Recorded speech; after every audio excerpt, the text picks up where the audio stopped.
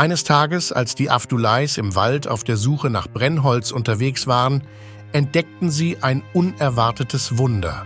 Ein großer Wolf, stolz und majestätisch, hatte sich in eine Falle verirrt, die die Familie im Wald aufgestellt hatte. Der Wolf sah wild und furchterregend aus, und sein Anblick sorgte zunächst für Panik in der Familie. Doch anstatt den Wolf zu töten oder an die Behörden zu übergeben, beschlossen die Avdulais, ihn in einen Käfig zu sperren und ihn für eine Weile in Gefangenschaft zu behalten.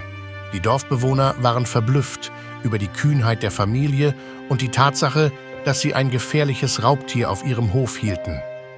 Doch die Avdulais hatten einen ungewöhnlichen Plan.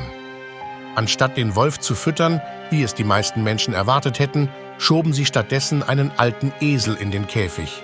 Der Esel war bereits alt und schwach und schien dem Wolf eine leichte Beute zu sein. Die erwartete Tragödie blieb jedoch aus.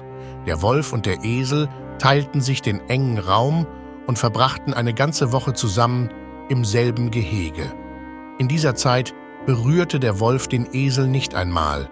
Stattdessen schienen die beiden Tiere eine Art Verbindung herzustellen, die jenseits aller Naturgesetze zu sein schien. Die Nachricht von dieser ungewöhnlichen Freundschaft verbreitete sich wie ein Lauffeuer durch das Dorf und die Medien. Die Öffentlichkeit war zutiefst berührt von der Geschichte der beiden Tiere, die normalerweise als Feinde betrachtet wurden. Briefe und Bitten strömten in das Haus der Avdulais und die Bauernfamilie fand sich unter dem Druck der Aufmerksamkeit der Dorfbewohner und der Medien wieder. Schließlich, unter dem immer stärker werdenden Druck und dem Wunsch, das Richtige zu tun, entschieden sich die Avdulais, den Wolf und den Esel freizulassen. Der Esel blieb auf dem Bauernhof und erfreute sich seines Lebensabends. Der graue Esel jedoch, der einst dem sicheren Tod ins Auge geblickt hatte, kehrte in die Freiheit des Waldes zurück.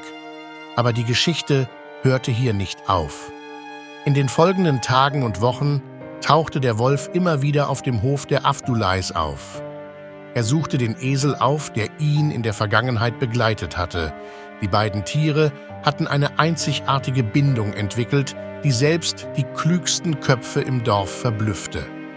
Der Wolf und der Esel wurden zu Freunden, die die Grenzen der Natur überwunden hatten und uns daran erinnerten, dass wahre Freundschaft keine Grenzen kennt.